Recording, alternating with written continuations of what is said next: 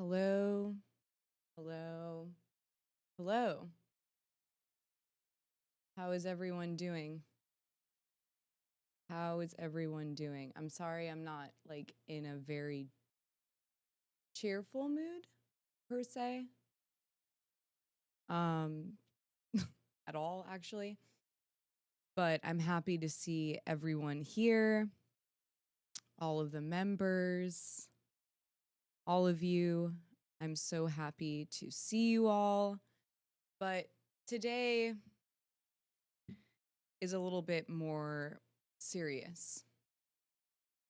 And to be quite honest with you, most of the upcoming videos are going to be quite serious. I don't even know if the chat sees me yet. I'm like delayed on am I delayed? Oh, there I am. Oh, good thing I did that because I'm hearing myself speak in my phone. Yeah, it's going to be a little bit more serious.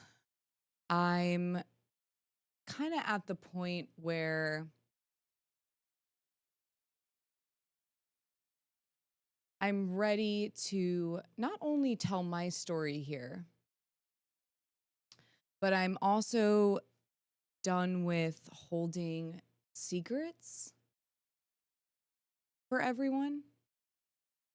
I'm honestly over that. It's actually exhausting. And I'm realizing the more that I'm doing each episode here on YouTube, that what's so exhausting about it is because I'll show people, you know, the 5 layers, or I'll like do commentary on specific lawsuits, etc. And I haven't told anyone how I know how this all works.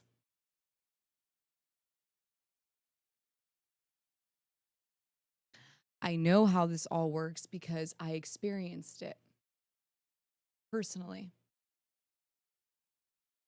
Let's see the chat. Merry Christmas. Merry Christmas. So yeah, I've been exhausted because I know so much. I know so much about it all. Because sadly, I experienced it. And I started to realize, oh wow, if I'm constantly just giving commentary about what I'm seeing without letting people know how I know it with receipts, I have actual evidence of how this all works.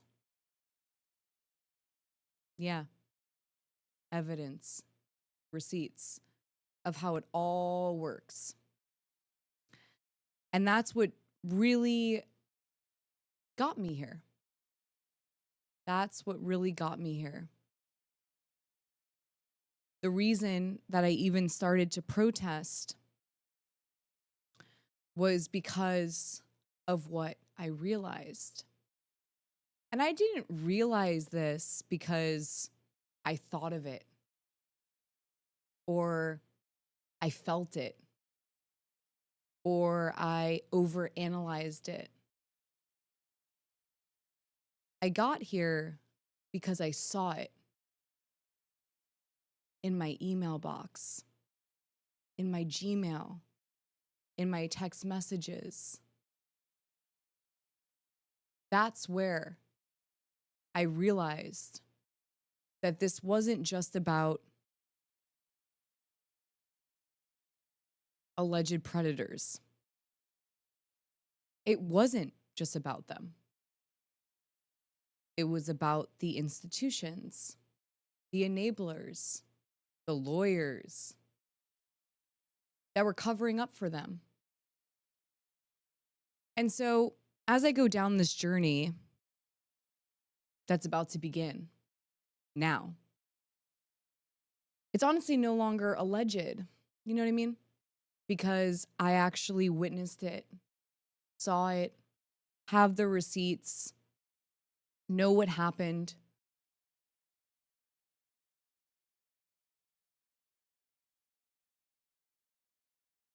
And it's very upsetting. It's very upsetting because I tried really hard to just hint at what I knew, you know? Just what I knew. But I never showed how I know it.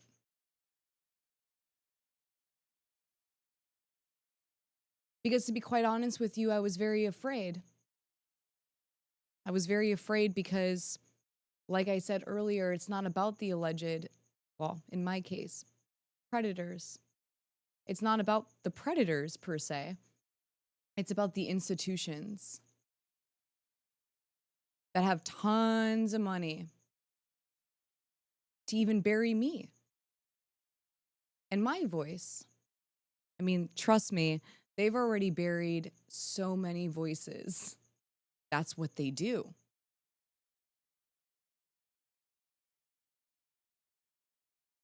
So withholding a lot of this information was because I was afraid. I'll say it. I was afraid. I was afraid if I named names and if I said what studio, what record label, what person, etc., that they were going to do something to me. Either legally, try to intimidate me through the legal system, which is what they usually do, or they were going to intimidate me physically, which I've also learned they do. Yeah.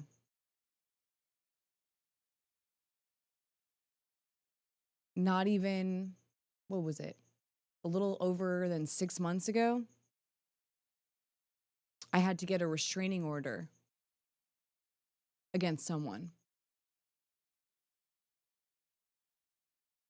And recently,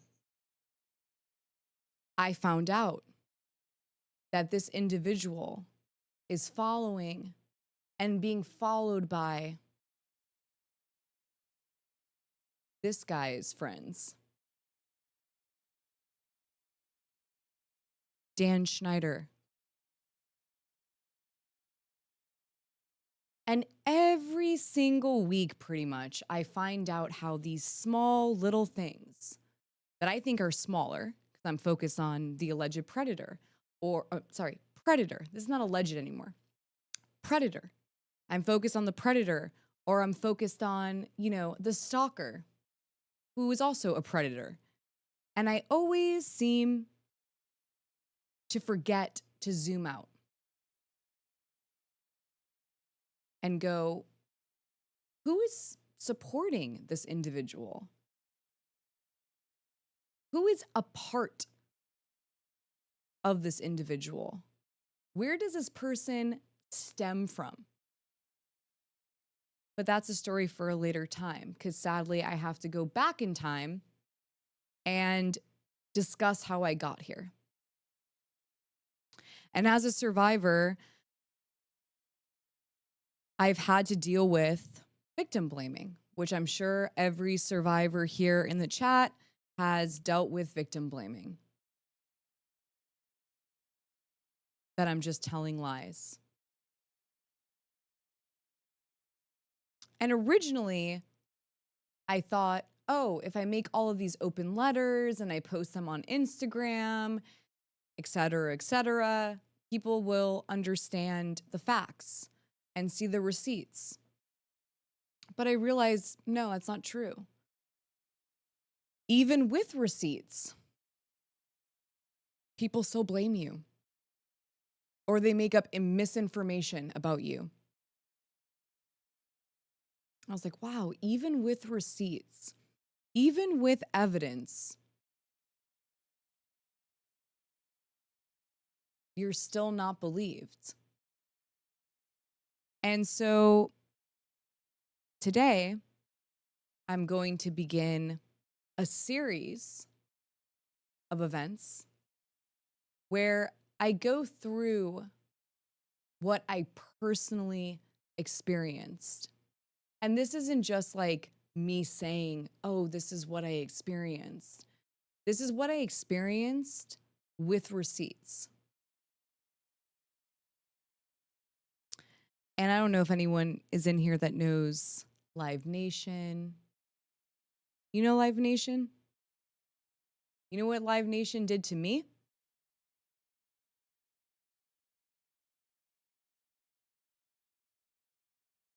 Live Nation, in my opinion, covered up my child's essay. And I'm going to show the whole world how they did that.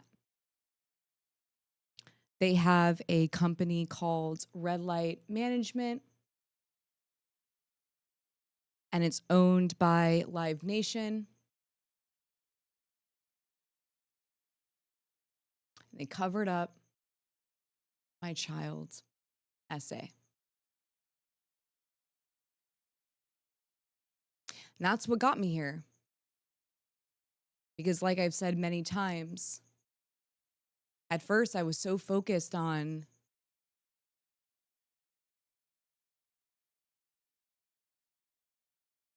Milosh. You know, I was so focused on Milosh because he is the person who did it all to me. And then while I was in the middle of my lawsuit against him, I had to find out that RedLight was covering up my child's essay in a divorce agreement. Which, by the way, these huge major corporations should never be involved in personal matters. That's not how it's supposed to work. They're not supposed to be involved in criminal cover-up. Not supposed to. But RedLight Management was. And again, I want to remind everyone here, RedLight Management was owned, still owned by Live Nation, Ticketmaster.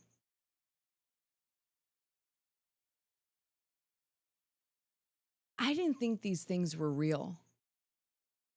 I didn't. I was very worried that these things would have been seen as conspiracy theories. You know? Deep state, whatever. And when it happened to me, I was devastated that it's real. I'm not necessarily talking about deep state per se, but I'm talking about how these institutions are a part of covering up child essay.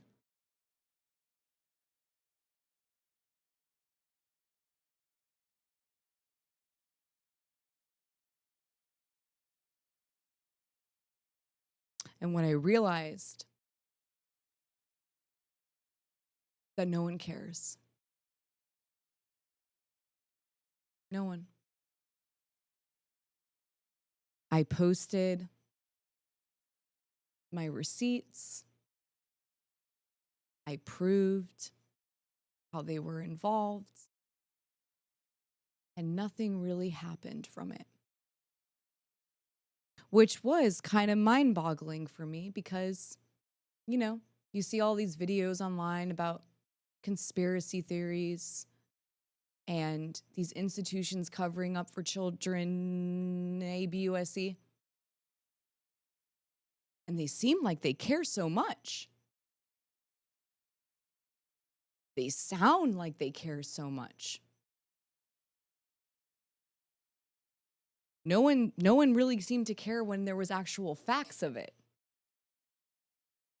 Receipts, emails, etc.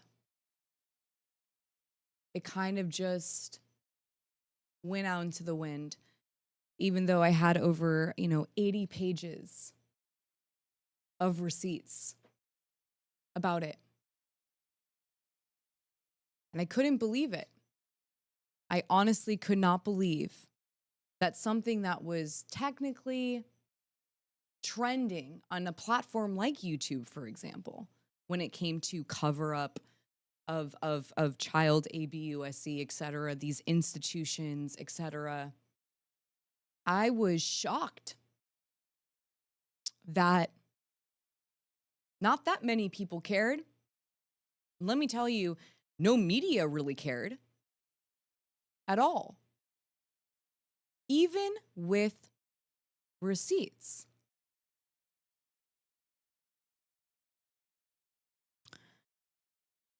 So I realized that I personally cannot hold on to any of this anymore. I'm exhausted.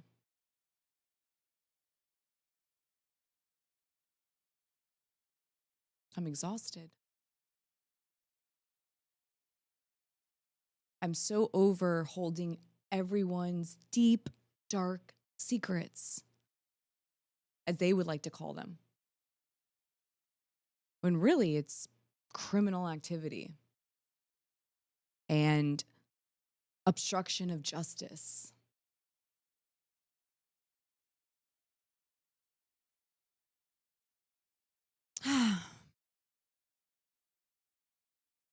I had a pretty emotional last beyond 48 hours. I really should not have to realize for the 100th time that another institution or another powerful individual is a part of harming me.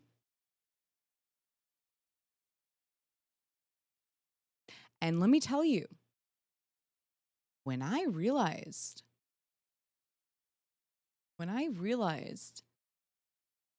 that Dan Schneider was somehow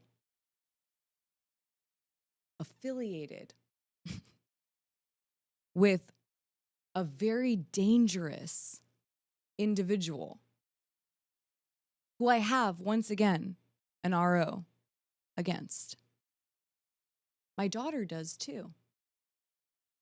My 3-year-old daughter has a restraining order against someone.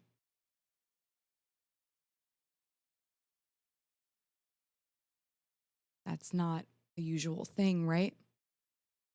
Not that many 3-year-olds out there got restraining orders against people. But I want to remind everyone here that what I've been doing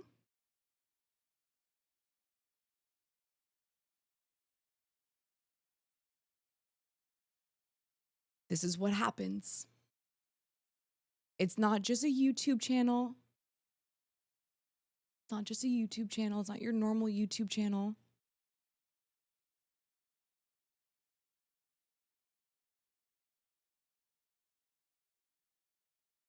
I'm calling out a lot of very powerful individuals, a lot of institutions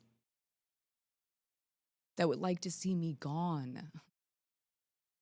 I mean, literally, gone.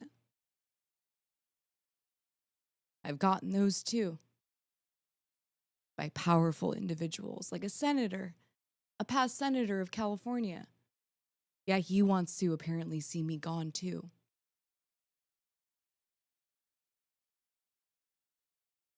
The reason why I sit here and do this is because I don't want to see it happening again.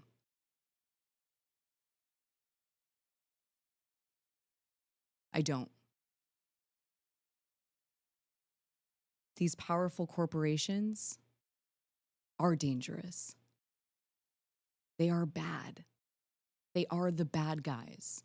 They are evil, if you want to call it that. They are evil. They don't care about human life.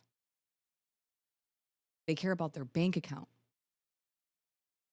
And not only do they care about their bank account, they're more concerned about protecting predatory behavior. Because that's how the whole fucking thing functions. They protect one predator after the next because that's what keeps them standing. And then when one predator is a little too sloppy, oh, we don't know that guy. Oh, he's just a bad apple. They knew that guy and they were rotting with that guy. But if someone's sloppy, since the Me Too movement, for example, then they gotta make themselves look good. That's the only reason they're trying to make themselves look good. Is because they were down with that guy before he got caught. Before he was sloppy, or she was sloppy, or they were sloppy. They were protecting that guy. Putting money into that guy. Making money off of that guy.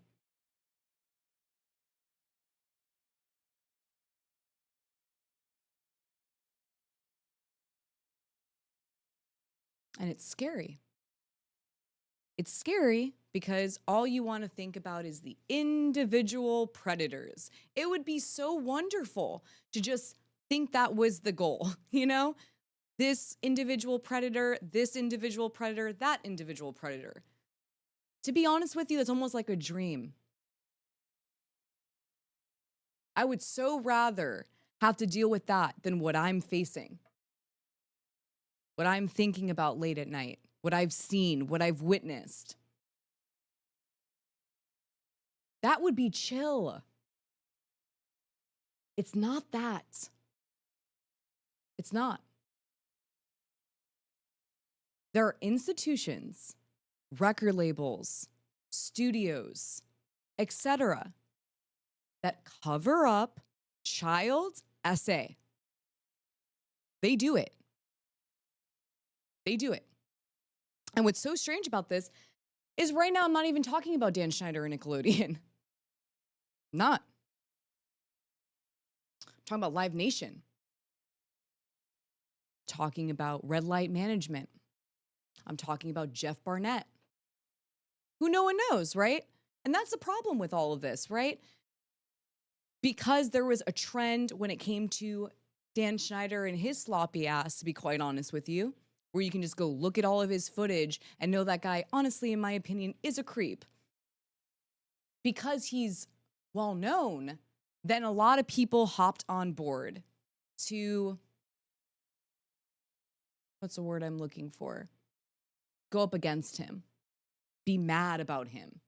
Dan Schneider is 1 out of 1 billion. 1 billion. And it's not just about Dan Schneider. It's about the people above Dan Schneider. And I'm just using him as a, I don't know, as an example. There's a lot more people out there like Dan Schneider. And it operates all in the same way. So when people watch videos about Nickelodeon and like, you know, all the very obvious symptoms of a problem, it's happening all the time, everywhere, with people you don't even know. People you'll never know.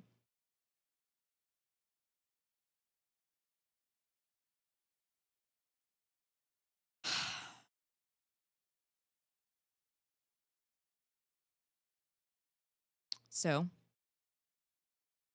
the only way for me personally to explain how I got here is to begin at the beginning. Begin at the beginning, go through my receipts of how I got here, what I learned through receipts.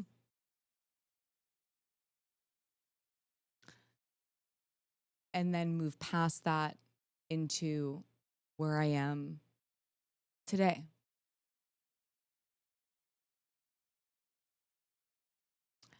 And the reason why I'm doing this is because it's actually a danger to society that these people exist and are doing what they're doing and covering up, etc. They're a danger, like an actual danger. And the longer that I keep this all in, and sadly, including certain survivors I met along the way, I had to really swallow a hard pill.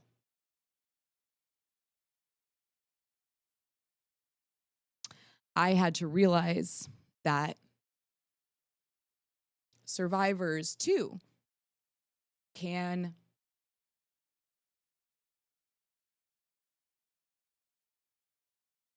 become ABUSERS. Hi, Grace. You're a change, Alexa. This isn't your fault. Thank you for carrying all that you do. Power to survivors. Thank you so much.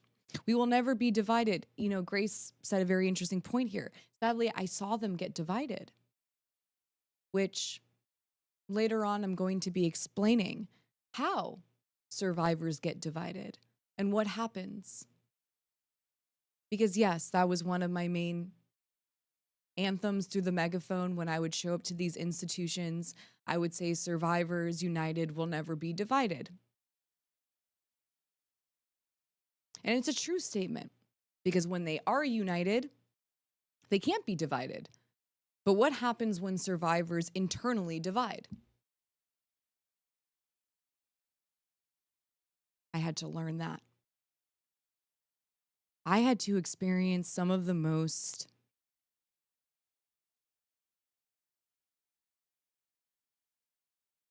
heartbreaking realizations that I wish I could erase from my mind. Because not only did I already have trust issues because of, you know, predators, but then I had to actually start realizing, oh, survivors too. Sometimes. Sadly. And it's not about not believing them, about what they experienced, but it's about understanding how we still are in this phase where we don't know how to properly unite. We don't know how to properly go up against the monolith that is predatory behavior. We don't. We sadly don't. Even those, myself, who have experienced these things, I'm still learning. And so, you know, I'm going to be naming all the names. I'm going to be showing all of the receipts. All of them. Lawyers, senators, Nickelodeon, my stalker, 20th Century Fox. That's just a hint. I'm going to be exposing everyone because I'm exhausted and I'm tired and it's important. It's really important because this is not a conspiracy theory. This is not a conspiracy theory. This is not a joke. I'm saying I'm playing a game because I'm going to do it on my time, which person and who I'm revealing and why. And there are so many of them. There are so many of them. I cannot wait to talk about my experience with Brian Friedman and what I personally experienced, what he did to me Brian Freeman isn't just this idea. He's a symptom of an issue, a predatory behavior that dominates Hollywood. And to be quite honest with you, it dominates every industry. It does. And these guys just no consequences. None. None at all. I mean, I'm telling you right here, Live Nation was a part of covering up my child essay. Legit. Live Nation. And what? I can sit here forever and scream that and let's see what happens. Not much. Not much. Not much. Not much.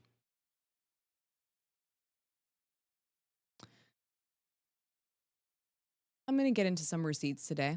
I'm not going to get into everything today because I needed to do an introduction about what I'm getting into. I'm getting into Nickelodeon. I'm definitely getting into Nickelodeon, Dan Schneider, after what the fuck I just found out. 100%. I'm going to be getting into Live Nation, RedLight, 20th Century Fox. I'm done. I'm done. I'm done.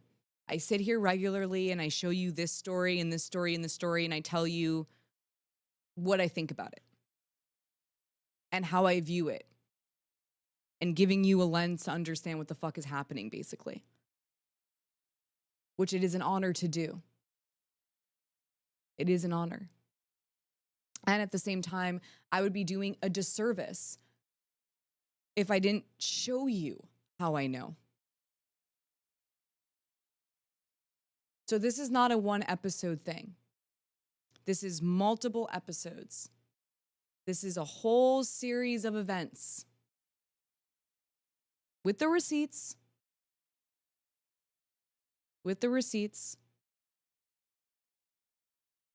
And it's going to lead up to all the protests that I organized. And I'm done saying things as alleged. And I'm also very much done with protecting certain people. Because what? They didn't protect me. They didn't protect survivors. They didn't. Christopher. Hi, Christopher. My Christmas was a little bit triggering because I was finding out that Dan Schneider's best friend is following my stalker. I didn't even know who the fuck this guy was. I'm like, who is this guy? Who is this guy? Now, it's always that. Who are you? Who are you? And then you're like, oh shit, this person is actually someone connected to someone. This person, for example, like works for Dan Schneider's wife. Why are they following my stalker? Anyways, after that experience that I had, I knew that I can no longer keep this all in. Can't. So I'll go into a little bit of this today. I know some of you, anyways, wanted to know my story and what I experienced and how I got here. Oh yeah, Milosh. Oh yeah, my predator too also follows my stalker. This is not shocking. I mean, it was at the time when I realized it, but you know, Milosh. But Nickelodeon, Dan Schneider really threw me for a loop. I was wondering how he got in there. I was wondering for a very long time. I've been wondering what happened there. Okay, so I'm going to skip over some of the actual trauma. Now this, I'm going to go for not that long today. I just wanted to make sure that I let people know where I'm at. So it won't be usual programming anymore. There's no more nostalgia for now. There is no more brewing justice for now.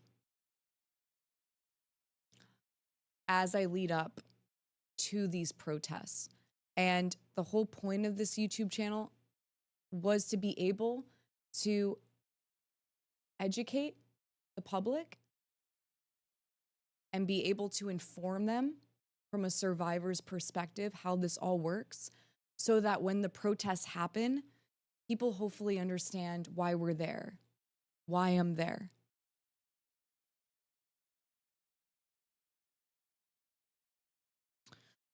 So I'm not going to go into all of the very traumatic experiences of my life today when it comes to Milosh. But I'm going to dabble a little bit into what brought me here and how I learned about RedLight management, Geoff Barnett, what's her name? Karen Menzies, what's Alexis Peluso, these names, Alexis Peluso, Geoff Barnett, RedLight, oh, Tara Scott, but not all of it today, obviously. So I'm going to show you my version, how it all started when it comes to the 5 layers. Wyatt, can you show full screen the 5 layers of what survivors have to go? Yeah, I'm going to show it on my screen. Yeah. And then just have me out of it so that they can see the whole thing.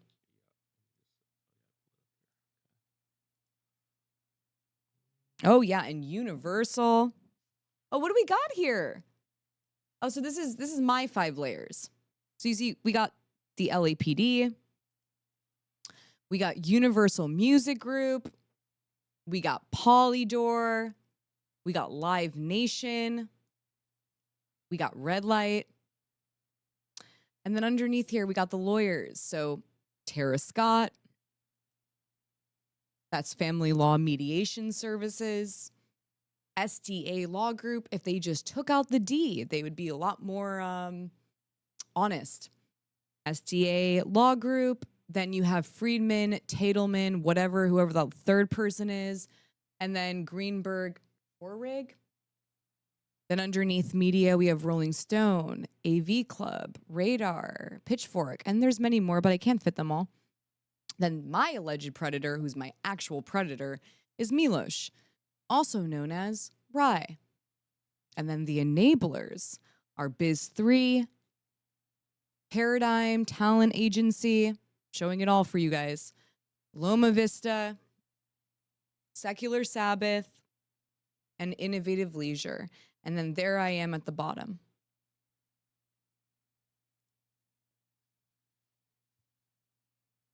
That's what I had to go through to get here. Those were the steps to get here today. That's who I had to deal with. All of them to get here. Pretty massive names, right? I'm sure you recognize a bunch. Yeah. Yeah. Those were my 5 layers, which is how I learned how this all works. And I saw it firsthand. So, RedLight management. Take a sip.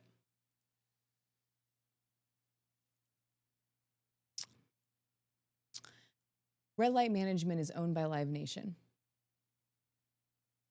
Ticketmaster.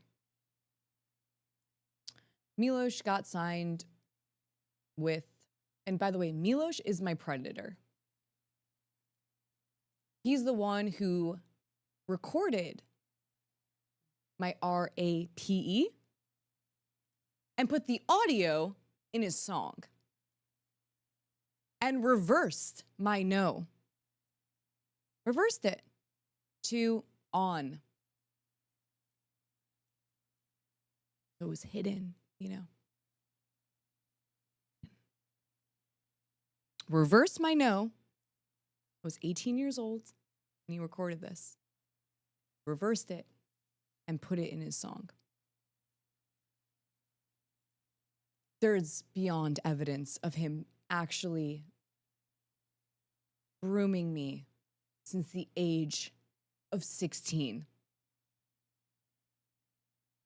Emails, messages of me messaging people back home.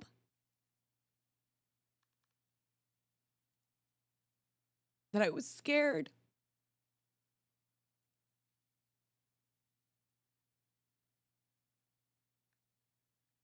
Yeah. I don't want to talk about that today. Okay? It's all on Instagram. You can find Groom by the Groom. You can find all of it online. I'm not going through that today. I don't need to, because my main focus right now is these fucking institutions. So Milosh got signed with RedLight Management. And this was almost towards the end of me escaping him. I tried to escape many times. And maybe one of these days I'll show you those scary messages. Every time I tried to escape what he did. But this was towards the end. And he signed with RedLight Management. It was this big deal for him, I guess. And when I finally told my therapist that I was scared to leave him, she told me that she would mediate the process. And I was like, wow, that feels a lot less scary. And I don't have to do it, you know, obviously at home. And it felt safe. And so I tricked Milosh into thinking that we were doing like a couples therapy session. But really it was to get me out of there. And so he went. She tells him why he's here today. And he was silent. You know, he was silent. She brought up a bunch of things. He was pretty silent. We got out of there. We stepped out. And he was like fake crying. This guy doesn't even cry. It's fake crying. Made it feel like this was a whole sad thing, this divorce, this separation. And then sure enough, that's when his revenge began. Of me separating from him, getting away, because he didn't see it coming. Because, by the way, you guys, he put me into therapy. He told me, oh, you should go to therapy. Like, every time I would try to leave him, you have self-worth issues. Like, you have self-worth issues, so that's why you want to leave me. Like, you need therapy. And funny enough, the therapy was actually how I got to escape. Thank God. Thank God. He tried to pull the whole gaslight crazy thing on me. That I was crazy that I wanted to leave someone like what? A PDF file? Someone who broomed me from the age of 16 and R'd me multiple times, recorded my R, reversed it, and guess what? Polydor, Universal Music Group, yeah, them, yeah, they were down with that. They were okay with that. RedLight Management was okay with that. So many institutions were okay with that. Anyways, I escaped. I was still staying at my place that I got because let me just remind everybody here, Michael Milosh is Canadian. He's not American. He's Canadian. This guy, this predator, groomed me from the age of 16 to not only SA me, but to get a green card.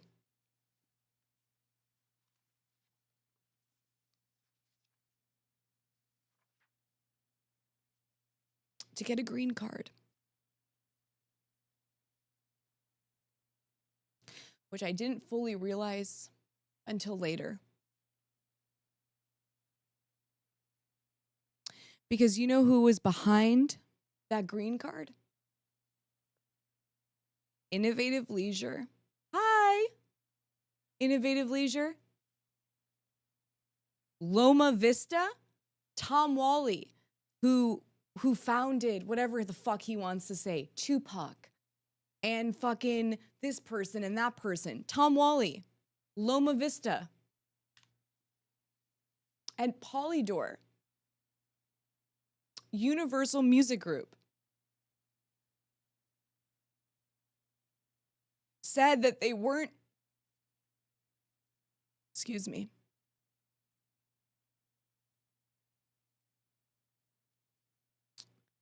Milosh was apparently trying to get an artist visa because Polydor needed him to tour to promote his album. And his album was about brooming me. They all knew that. They all met me. They all gave me alcohol.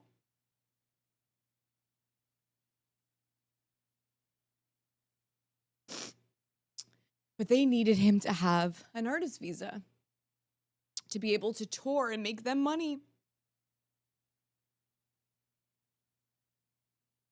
So Milosh starts emailing Innovative Leisure, which, by the way, Robin Hannibal, who was the partner with Michael Milosh, told me that he saw that email. And I'm sorry, Robin, I can't keep your name in anymore. I can't protect you anymore. I'm sorry. Because that's the tiring part about being a survivor is you get all of these private messages of all of these people saying they know or they knew.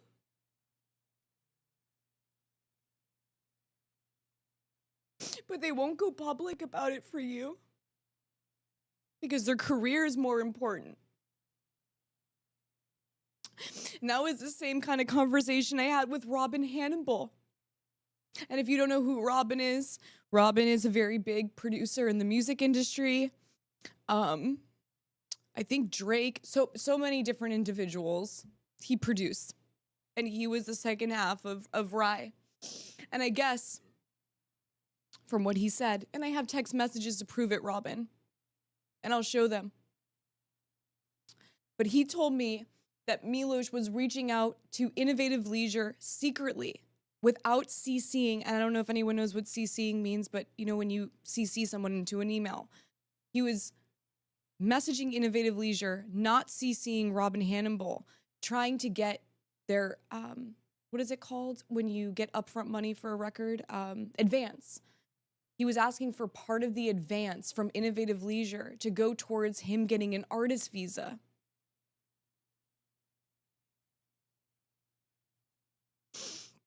And then Innovative Leisure ends up CCing Robin because obviously Robin is a person who the advance is both of them. It's Michael Milosh and Robin Hannibal. They both have to agree on where the advance money goes. So then Innovative Leisure CCs Robin. Robin's pissed. Robin already got an artist visa. He's from Denmark. He got it on his own. However the fuck he got it. He got it on his own. But he was very pissed that Milosh went behind his back to try to use the advance money for his own personal artist visa. So Robin said no. Robin ends up G-chatting Milosh and being like, what the fuck, basically? What the fuck are you doing? What are you doing?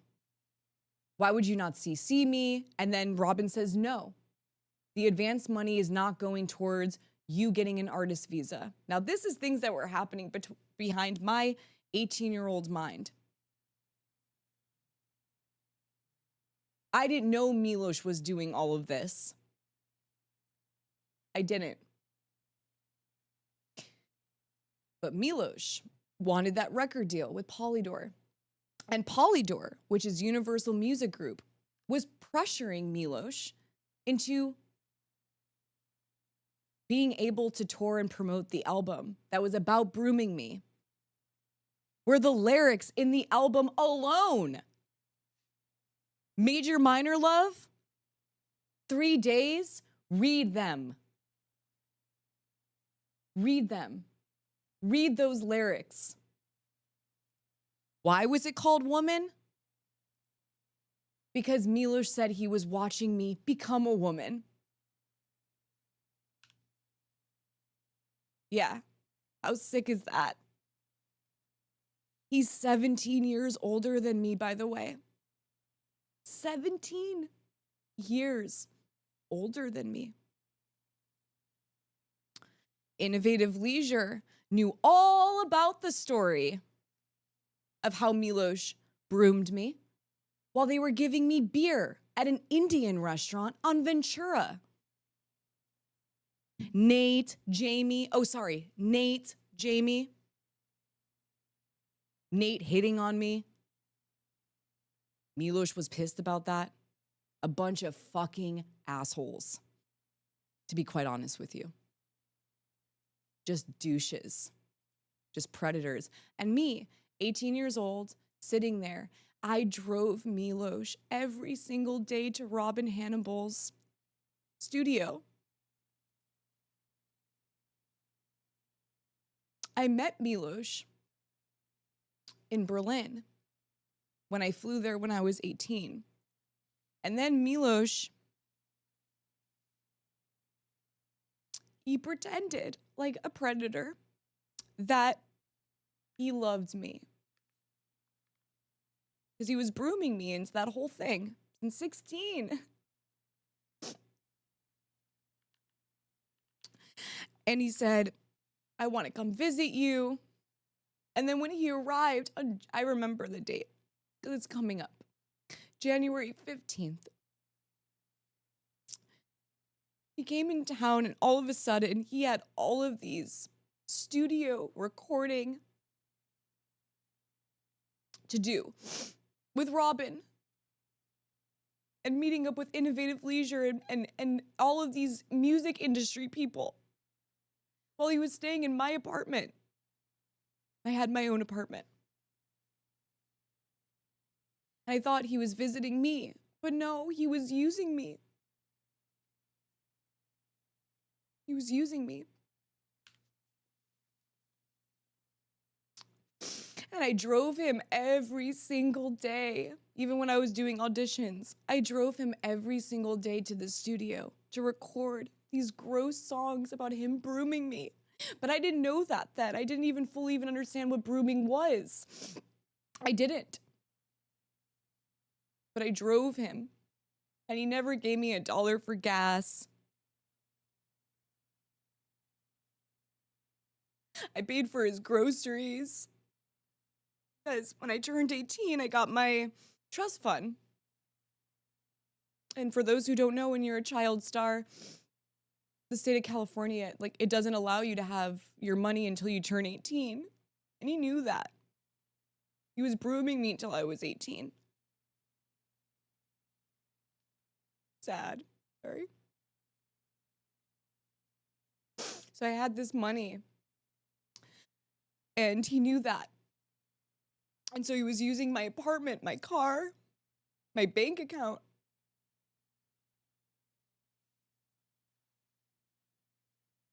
to start his career.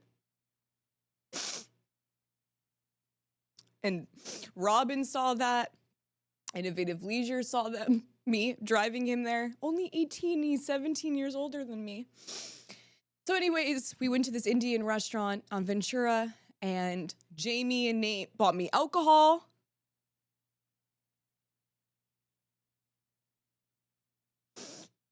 As Milosh told them the tale of how he met me. And I'll never forget it. And here we go. Here is music industry execs giving alcohol to someone who's under the age of 21 while they hear a story about the artist that they're signing who was brooming the girl in front of them on MySpace. On MySpace.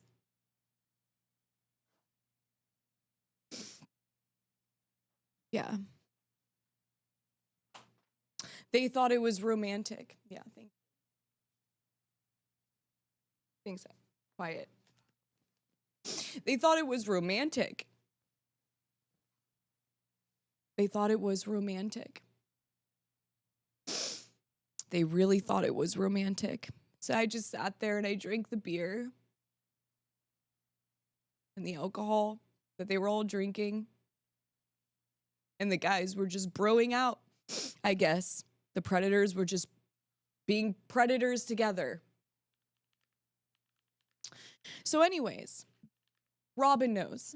Right, Robin? You remember me driving him there every day?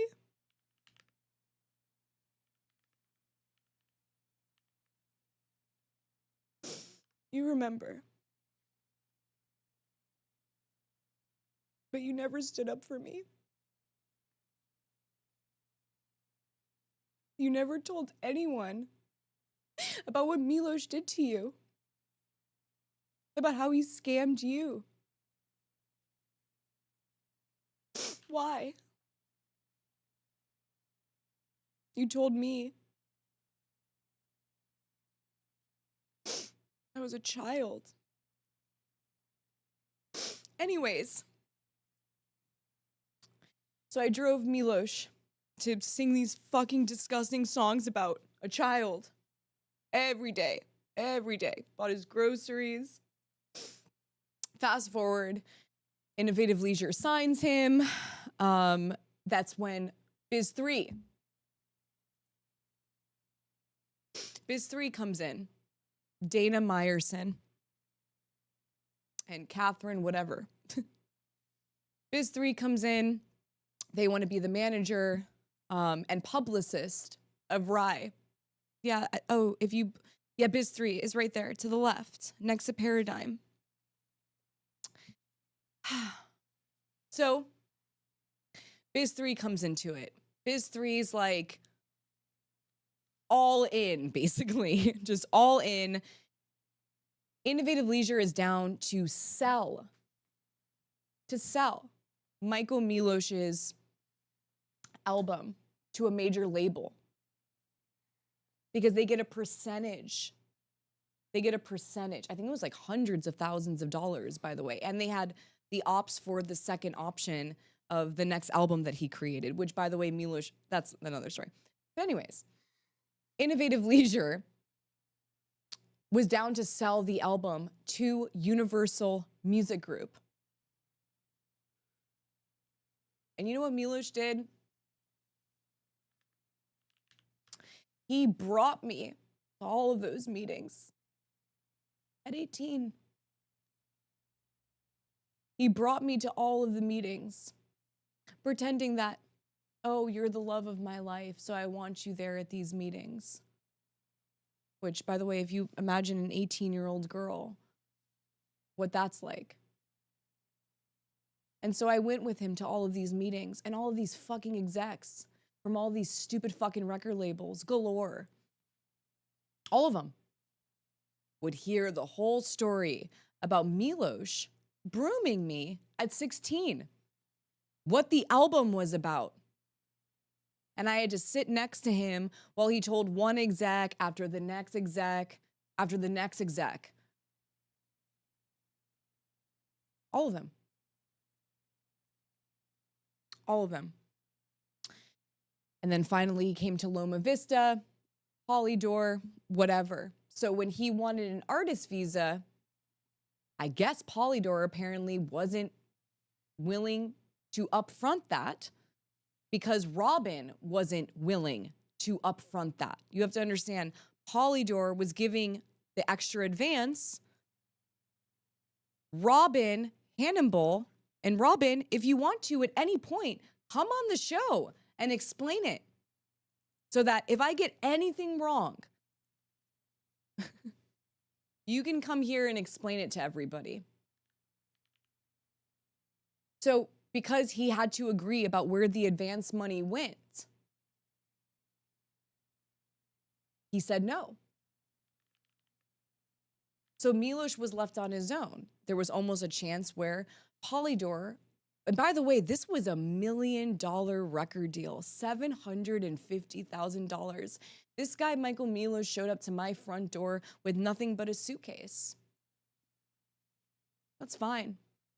But he was 17 years older than me, and I had a trust fund. And he was grooming me since the age of 16. And by the way, I'm not the only person he used. I got messages from all of his former girlfriends on what he did to them. He's a user. He's doing it probably to Genevieve right now. That's what he does. He uses women, girls, etc. Anyways, he wasn't able to get this advance money. He wasn't. You know what he did? He proposed to me.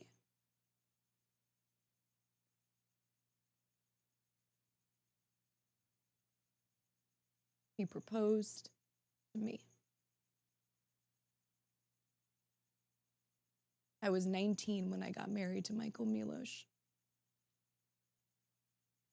After many years of being groomed by him, which I have all the receipts on Instagram if you want to go look at them, but I'm not doing that today.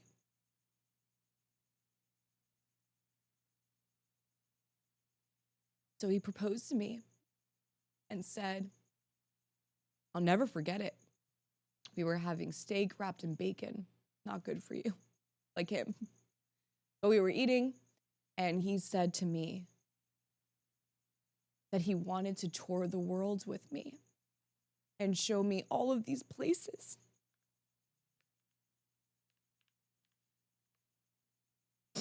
Wait, what are you doing, Quiet? You gifted 5 memberships? What are you doing?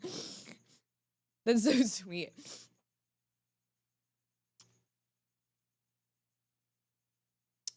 He said he wanted to travel the world with me, and he can't travel the world for free, obviously, and they're willing to tour him.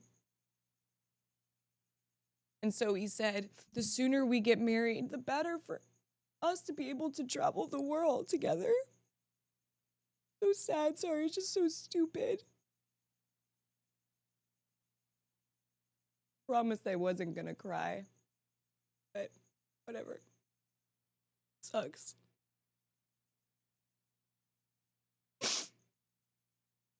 Sucks. So I was like, I want to obviously travel the world with you. And he said, we have to get married in like 1 month. So if it's so funny because Milosh was like, what, 37, almost fucking 40 years old. If any guy did that to me now, because I'm like an adult, you know, I'd be like, you fucking scam artist, what the fuck? You know what I mean? But I was 18. And I thought that I loved him because he groomed me into that. And so I'll never forget it. We got married at Van Nuys, whatever, City Hall in the Valley. And I remember my mom came and one witness, Vanessa Cachulo. And my mom was not down. My mom was not down. She was like, what the fuck is going on, you know? But obviously a mom in this situation, like, it was just a very tough situation. And so anyways, I get married to Michael fucking Milosh with no ring even, no wedding dress, which by the way, I don't even care about that shit, which is probably why it was easier to manipulate into that wedding, you know what I mean? Because I was not that kind of person. I didn't care about that stuff. And if you see the photos, I look like a child. I look like a fucking child with like a 40-year-old creepy ass man for his fucking visa. And Robin knew that, and Polydor knew that. They knew that Robin rejected the advance money. And then what? He marries an 18-year-old girl, a 19-year-old, I think I just turned 19. A 19-year-old girl. No one stepped in. No, because they were all down. It was super romantic to all the predators in the music industry. It was super romantic. Me getting abused.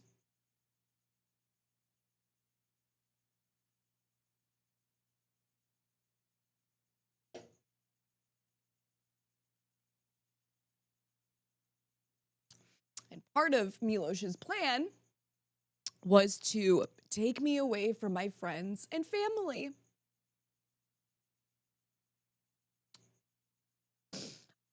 To take me traveling where I was away from my friends, my family,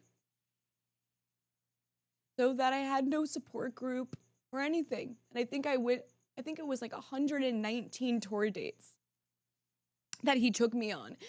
I wasn't allowed to get another set of keys because if I got another set of keys, it would diminish our love. Because we hung out so often that was a testament to our love. But now I look back at it and I realize, oh, that was just to control me too. It was all fake. So anyways, Robin, I hope someone sends this to you, Robin. Because you told me after I came forward that you were gonna help. And that you knew. And you never did. Just like everybody else. Everybody else. Like Dana. So apparently Dana, and I'm sorry, today I just don't feel like I want to hold anything back anymore. So I'm just gonna say whatever I want to say because they do whatever they want to do. You know what I mean? So whatever, fuck it. Dana Meyerson was apparently in like deep therapy because of Michael Milosh. Not from SA. She was his manager, but he was very abusive towards her. And scammed them all too. Scammed them all too, by the way. Robin apparently still hasn't gotten a check from RHYE. That's what he told me. Because Milosh took it all. He opened up an LLC and wouldn't put Robin on it. So scammed him. And it would have been so nice if Robin would have come forward about Milosh scamming him. Because it would have, you know what I mean? I wouldn't have been the only person. But again, the survivor is always left in the dust. Whatever. You know? It's all about everyone else. Well, not today. And not for the next couple weeks, because I'm done with this, honestly. I'm exhausted, and it's just done. And I want to encourage survivors to take their stories and their truth in their own hands. And tell your story. You don't need anybody. You don't. You don't. You telling your story is enough. You don't need a lawsuit. You don't need a whole bunch of women to come forward or men to come forward or whatever. Sometimes it just feels good to tell your story. So anyways, Robin knew how Milosh scammed him. He was even like scamming Innovative Leisure too, which by the way, Innovative Leisure, why don't you show that email? Because I asked Robin for it and Robin was like, I can't find it. But Innovative Leisure, why don't you show that fucking email of Milosh needing money for his artist visa only a few weeks before marrying an almost 19-year-old girl that you knew he was brooming on MySpace. You knew. Wouldn't you go? And these are like old men, by the way. These guys are like in their 30s, whatever. These guys are in their 30s. You would think he would go, oh, this is weird. Like there's this 18-year-old girl like that he said he met when she was 16 on MySpace and she's driving him to the studio, you know, like all of this.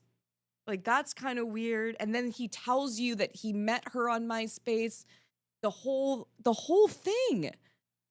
And then when Robin's like, I can't give the advance money to you for the visa,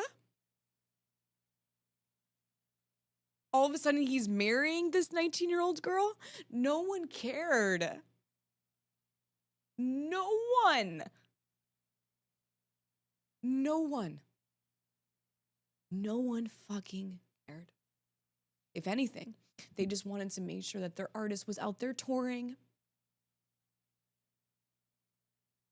Out there touring. That's all. As long as they were able to make the money. And at the end of the day, you know, Innovative Leisure got bought out by Michael Milosh. Michael Milosh ended up scamming Robin Hannibal. So ridiculous. Scammed him. Legit scammed him. Opened up the LLC. The whole thing. And Robin told me he still doesn't get any checks when it comes to RHYE. Even though when I was in this, whenever I would go visit, by the way, this is like actually in favor of Robin here, is that Milosh, he didn't know how to write a pop song, you know? He was more like electronic. I don't know what the fuck he was, to be quite honest with you. But Robin knew how to write pop songs, and Robin actually put more effort into RHYE, in my opinion, than Milosh. But Milosh could not wait to get Robin out of the picture, because that's how a predator operates. That's how a predator operates. All about getting everybody isolated, exploiting everyone around them ruthlessly. Ruthlessly. So,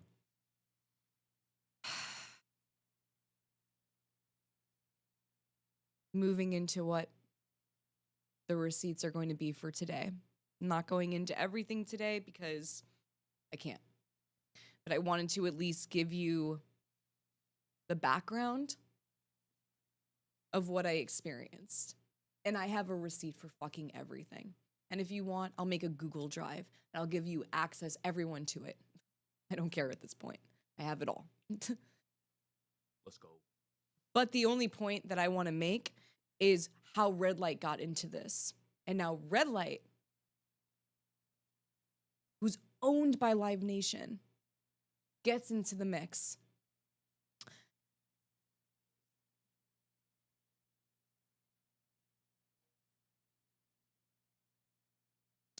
They end up becoming Michael Milosh's manager. Now, this is obviously after he kicked Robin Hannibal to the curb and like scammed him and all.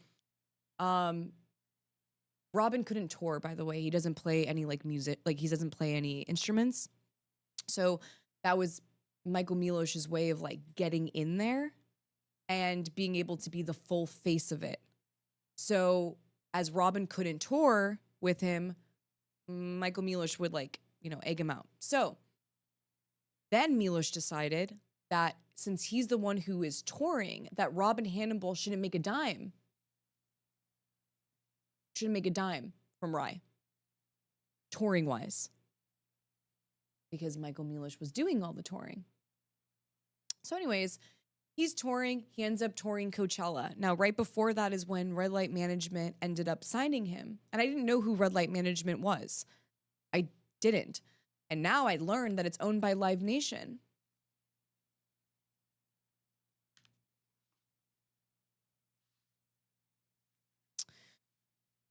Geoff Barnett.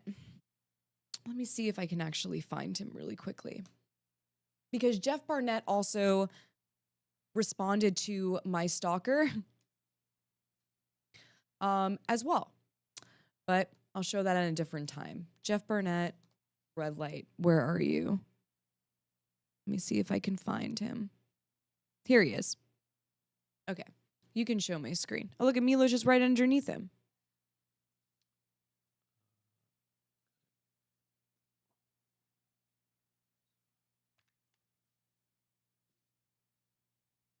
That's Geoff Barnett.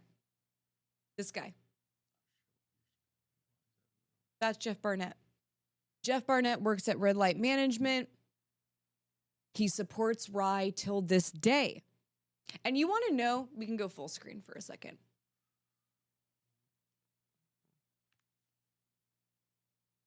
You know why RedLight Management still represents Milosh? Is because they were part of covering up my child essay together. They can never disconnect almost, because that would look shady as fuck. Because I have the receipts. I have the receipts that RedLight Management was helping cover up my child's essay. So, RedLight Management still represent Milosh. But rewind a little bit. So when I escaped Michael Milosh, and now he was with RedLight at this time, I wanted to get a divorce where I had a lawyer, you know? Because I knew I couldn't, I wanted a lawyer. You know what I mean? When you're escaping someone like Michael Milosh, you want to know what you're signing. You want to be able to have somebody put the contract in front of you and look out for you, right? And if anything looks shady at all, that they look out for you. That's what lawyers are for, or they're supposed to be. And the more that I was seeing that Milosh and RedLight Management were specifically pressuring me to sign these divorce agreements, and they used to call them simple divorce agreement. Simple. They weren't simple at all. I kept wanting a lawyer. Milosh kept threatening me. Threatened my life. You can go look at my open letter. I'm not in the mood right now. Threatened my life. Threatened to put me on the fucking streets, which I have that email too. Where I had to email him asking him, am I gonna be homeless? Every time I asked for a lawyer, he would threaten me. Have those text messages too. You can go look at them on my Instagram. Where he would say, you're getting a nice version of me. Really unwise decision to go about a fucking lawyer. But a lawyer. I deserve a lawyer. To look over my whatever the fuck I'm signing. Especially now that I knew what the fuck it was. And that's why they wanted me to not have a lawyer. RedLight and Milosh. They didn't want me to have a lawyer because the lawyer would have seen that they were covering up my child essay in there, in a divorce agreement. So, it's so bad. Everyone thinks of a divorce, you know, like a divorce where you just go your way, you know, and they go their way. And then you take whatever furniture you came in with, and then they take whatever furniture they came with. No.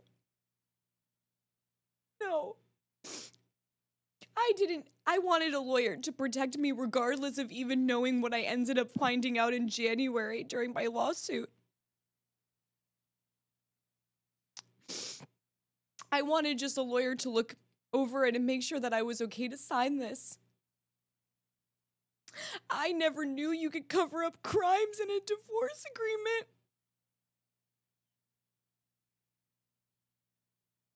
I didn't know. I didn't know. I didn't know crimes could be covered up in a divorce. I didn't know. I would never have thought that that's even humanly possible. I didn't even think there were contracts that could cover up child essay, you know? I didn't know. But I knew I wanted a lawyer just to make sure everything was okay. Never in a million years would I know that the mediator, okay. This is where I'm gonna get close to ending for today.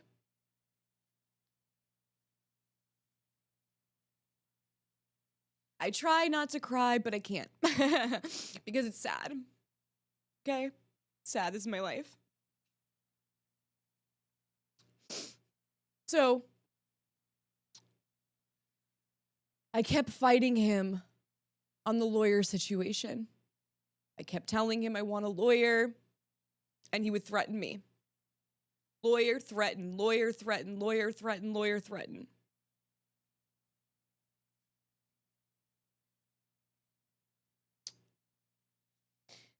After a few threats that very much scared me, I just wanted to get away.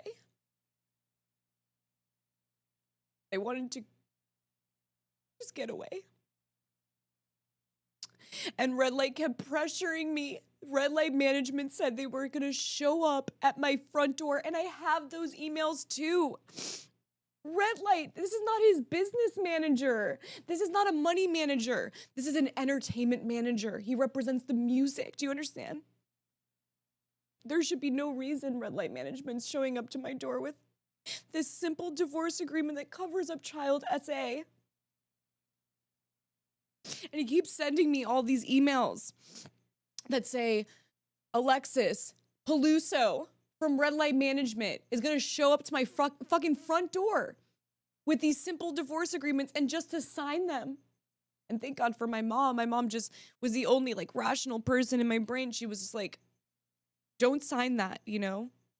Like, just don't sign it. So as I kept saying no, no, no, and then I went to a lawyer, and the lawyer wanted a $10,000 retainer. I had no money because Milosh took that all from me. So I was like, okay, I'm just gonna play bluff, you know, and just like, no, no, no, no, no, but I have a lawyer. I'm looking into lawyers, even though I couldn't even fucking afford a lawyer. Then the threats got more intense. RedLight management is continuing to pressure me into signing and showing up to my front door. I can't say this enough. RedLight management was showing up, trying to show up at my front fucking door for divorce papers. And by the way, RedLight management, Alexis Peluso, which I have proof of as well, which I'm gonna put on a fucking drive for fun. Alexis Peluso was legit doing my wire transfers for my alimony, which, by the way, he tried to scam me out of too. That's a whole other story. But RedLight management, Milosh wouldn't let me talk to him for my alimony. He said I had to talk to RedLight to humiliate me, you know, that I had to go to this big corporation and constantly ask for the money every month when they forgot. So I had to message RedLight. Every single alimony, every single check, every single everything, I had to go to fucking RedLight, Alexis, and Geoff Barnett. Now, a year and a half, I think, goes by. I separated from him, what, in fucking 2016? I didn't get to get divorced until 2019. I wonder why. Because they wanted me to sign this simple divorce paper. Didn't want me to have proper representation, nothing.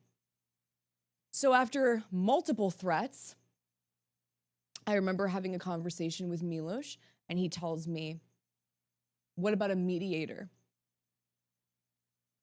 I never heard of a mediator before, really. I was like, a mediator, isn't that the person who's like, you know, in the middle and non-bias and make sure like everyone's good? Like, I was younger and I didn't understand, which is what actually a mediator is supposed to be, is what I just explained. So I went a mediator. I was like, I don't know if I feel comfortable with that. And he was like, well, this is all I'm doing. And this is years. I escaped him in 2016. We're in 2019. It's a long time. So I was like, okay, let's get a mediator. Guess who fucking introduces us to the fucking mediator? RedLight. Which again, I have the receipt. But I don't feel like pulling it up anymore. I'm just gonna talk directly to the camera, because this is exhausting. But I'll put it up. And it's also on my Instagram. It's under Proclaim Liberty. You can scroll through my Instagram and find Proclaim Liberty. And I have all the evidence there.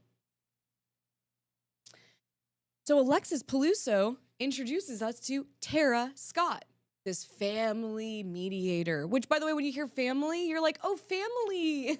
No, these are all fucking vultures. Lawyers are demons, honestly. Like actual demons. But I saw family law, and you think family law, you don't even know. You don't even know what the fuck's even happening, to be quite honest. Now I know, but I didn't then. And so Alexis Peluso, in an email, introduces us to Tara Scott. Tara Scott ruined RedLight. Tara Scott, Michael Milosh ruined my fucking life. And I mean it. This is not like me exaggerating. They like legit did together. Because I had a phone call with Tara Scott, by the way, RedLight. And Milosh, oh, that's right. Yeah. I called her and I talked to her and she told me.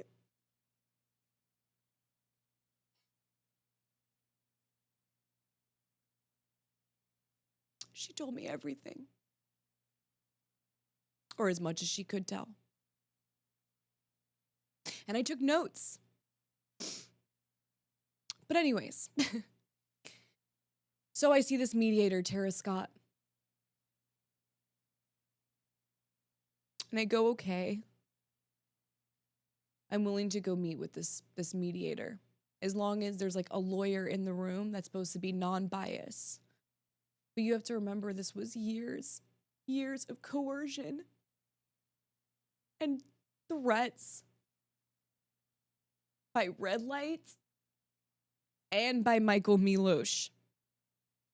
Live Nation. Because, by the way, all these artists only make money anymore on tours. There's no money because of Spotify and all this shit. So artists mostly make their money from touring. So Live Nation are like the kings of the music industry now. And they have management firms. So they're making money on both ends. You understand? Like they make money from the record and they're making money from the touring. So they have a lot of invested interest in someone like Michael Milosh, or just in an artist in general.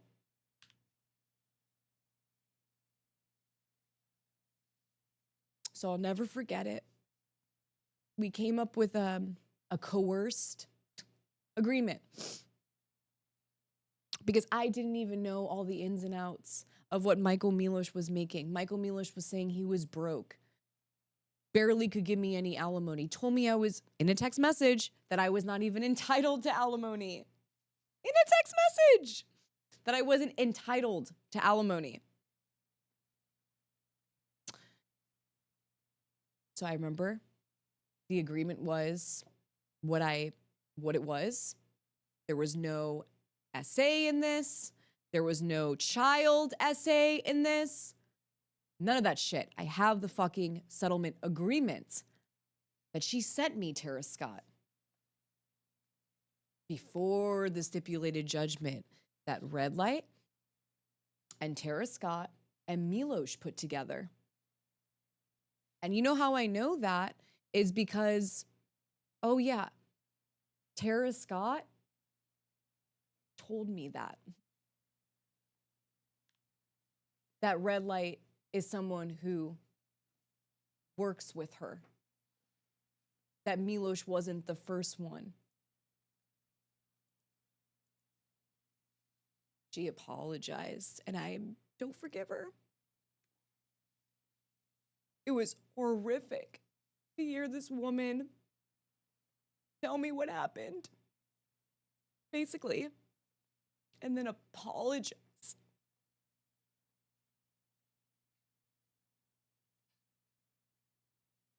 And you can't do anything. You want to know why? Because what she told me? That I can't sue a mediator because they're immune to the law. That she could never be sued for what she did. Ever. Ever. Because in her agreement to get hired, also releases her of all claims. They all release each other from all these claims. And that's how they're covering it all up, by the way.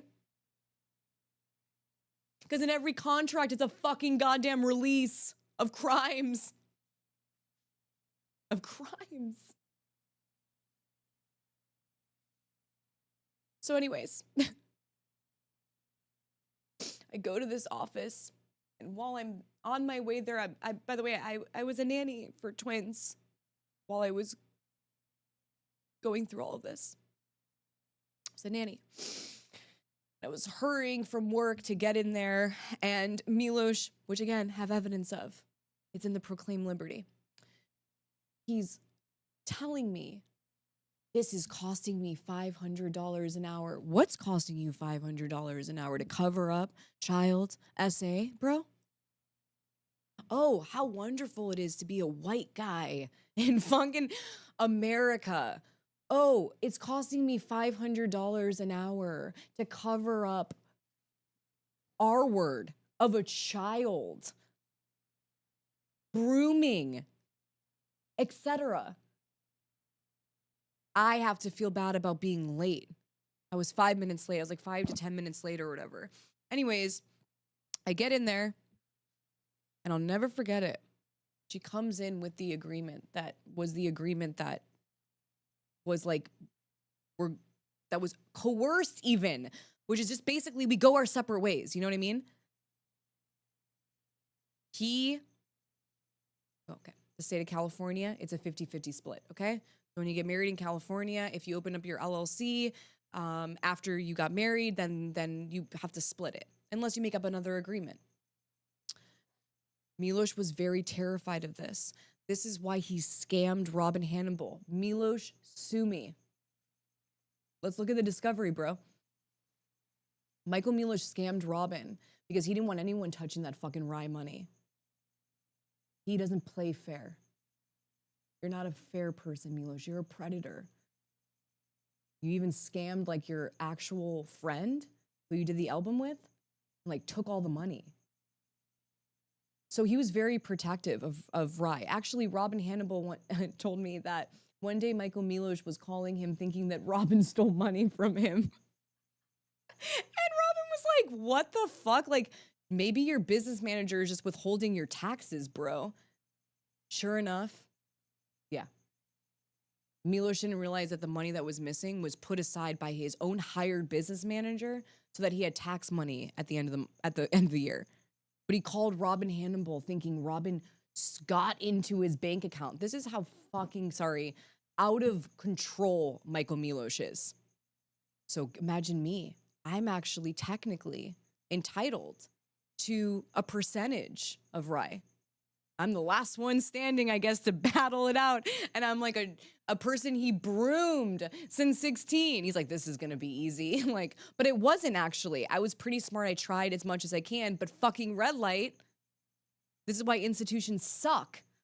is because they actually got involved to protect their bag. So you got them protecting their bag, you got Milosh protecting his fucking bag, and then no one's looking out to for the child who was broomed during the whole process to get him where he even is.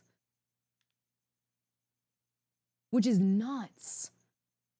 So she brings out the piece of paper, and it's like a simple agreement. This is how much the alimony is, 15 months, yada, yada, yada. You know, we go this way, you go that way, blah, blah, blah. On Tara Scott's fucking website, it says that she has to ask each person to show their like declaration of their funds so that it's very fair, right? Mediation's supposed to be you show what your bank account is and then the other person shows what their bank account is so that you can mediate what is happening, what needs to happen, what is fair. It's on our website. Don't worry, Tara, I already have it snapshotted. Don't stress about deleting it now. I have it. On your Q&A fucking section, it says that the first meeting, you're supposed to come in with your declarations. You never asked Milosh or me for our declarations. You know how I have proof of that too? Because you asked for them 6 fucking months later. Yeah. So that I didn't see what his funds were. Because you were hired by RedLight, remember? Hired by RedLight. So I'm crying. Milosh is tapping, drumming, trying to be the predator asshole he fucking is. And so he's like tapping while I'm crying and nervous. And then they show me the agreement and he's staring at me. So intimidating. And I have nothing. Nothing. I look at it. And I go, okay. Then they ask me, who wants to be the petitioner? And you know what Milosh says? You be the petitioner. And I realized now why he was so adamant about me being the petitioner is because it doesn't make him look that shady. Right? Because how weird would it be if he's the one who was the petitioner, who broomed me at 16, used me for everything. Career. He's a millionaire now. It would look shady, right? So he was very adamant about me being the petitioner. So I said, okay. I never saw the stipulated judgment. That was the meaning. That was it. This little piece of paper comes in front of me.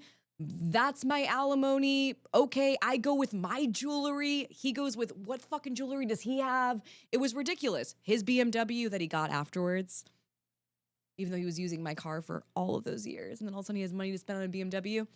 His BMW, I leave with my Jetta. Chill. Okay, whatever at this point. 6 months later, I get a fucking email about a stipulated judgment. What the fuck is this? No one mentioned to me this stipulated judgment. What is it? It's like 40 pages long. And I go, so I email Tara and I go, everything that's in the stipulated judgment is what was agreed upon in the piece of paper. Dude, she emails me back, legit showing me the piece of paper of what the agreement was and that nothing else would be in there. No hidden surprises, no nothing. Just what we agreed upon, and the stipulated judgment is like this fancier version of it.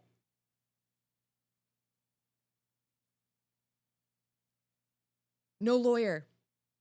I had no lawyer. Because RedLight management was trying to make sure that just like Robin, that no one else got a cut of RHYE, I guess. Because the smaller the cut of RHYE, the smaller the cut for RedLight, the smaller the cut for Milosh, etc.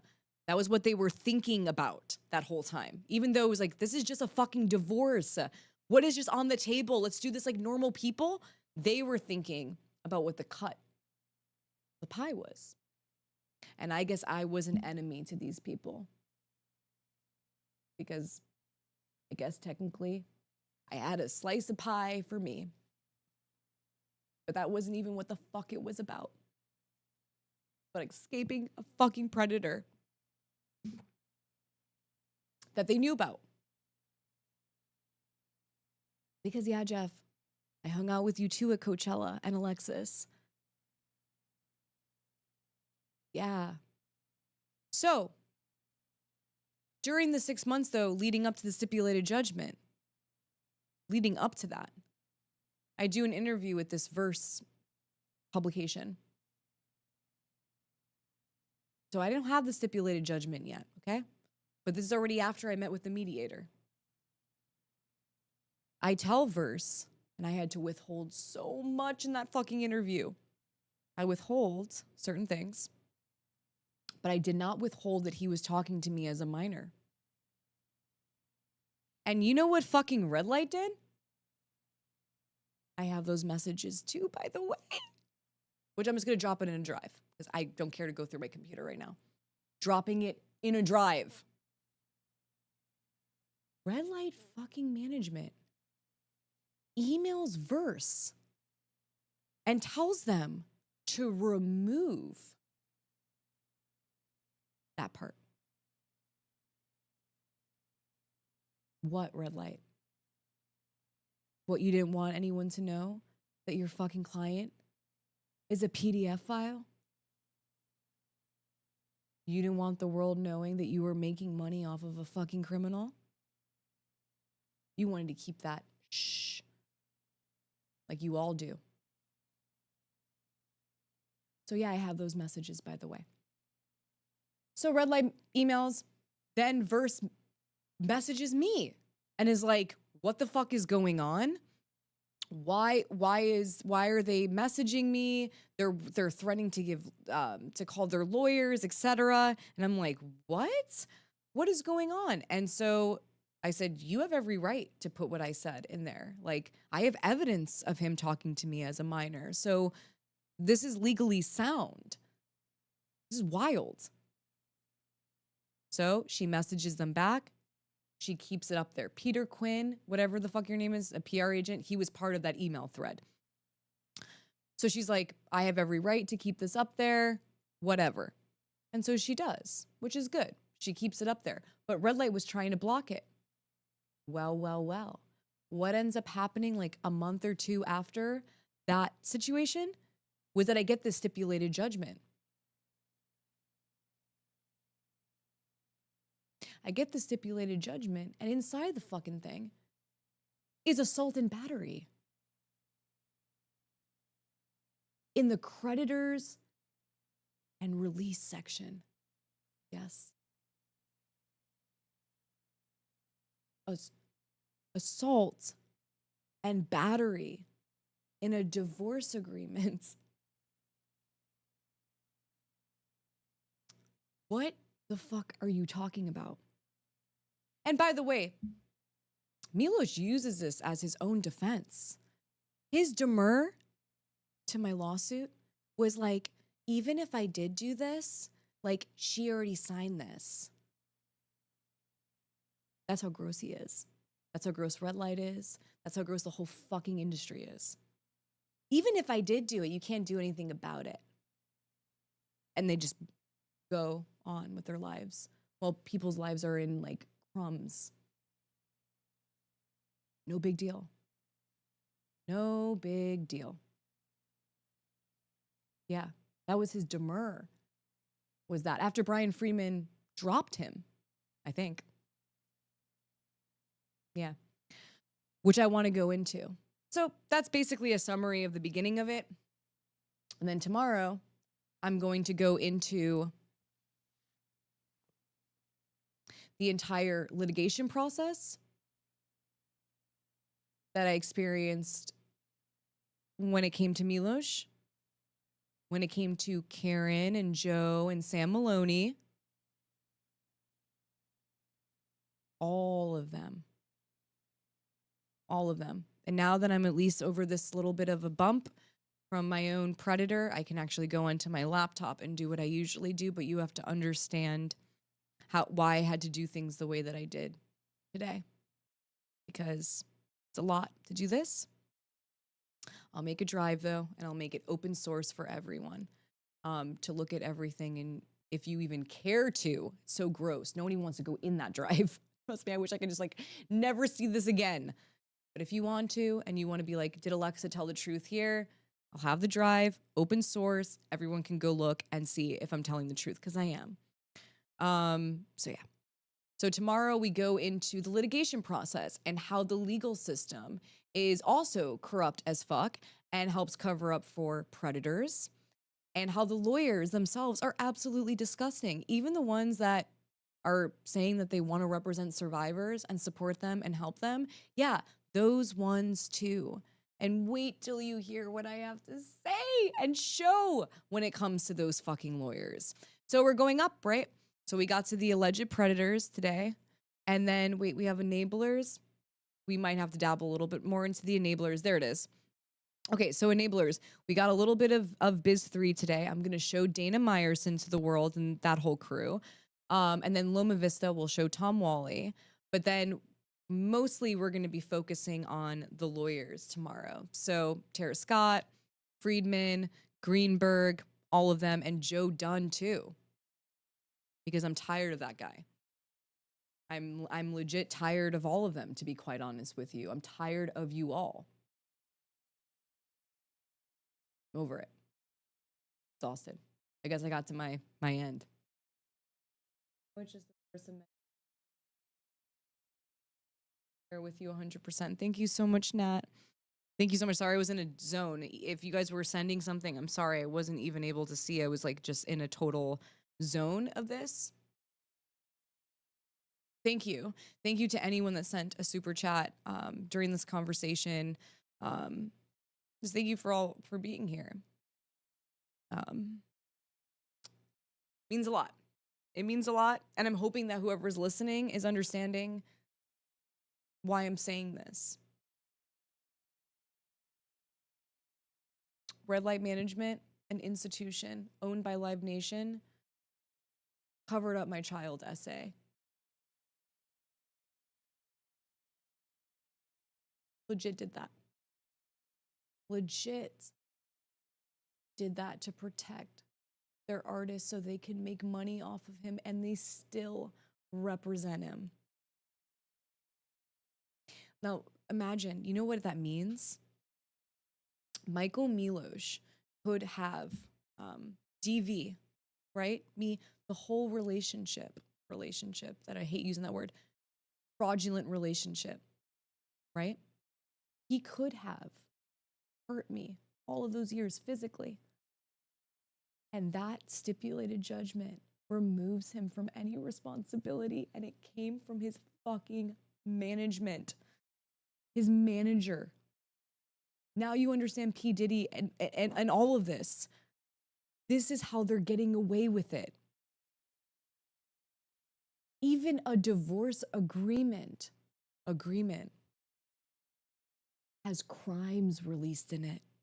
And it all leads back to a music industry management firm that's owned by Live Nation. Shocking, not shocking at all. And it gets worse. And I will be getting to 20th Century Fox and Family Guy too. And I will be putting everything on the fucking table eventually. Because I want to make sure that I've said everything that I need to say before whatever, you know? My time has come as an old woman. I want to make sure that I put it all on the table. And hopefully it will protect a lot of individuals when they're entering these industries to know this is how they function.